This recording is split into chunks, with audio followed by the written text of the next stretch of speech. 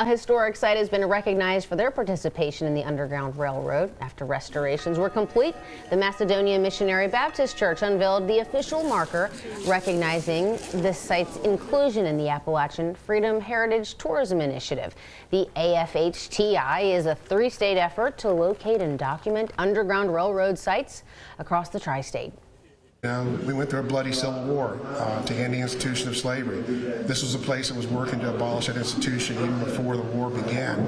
People would come across the Ohio River from Virginia, across the River Jordan from slavery into freedom, and be channeled on forward to, of course, Canada. So this stop was for many people the first time they stepped into freedom.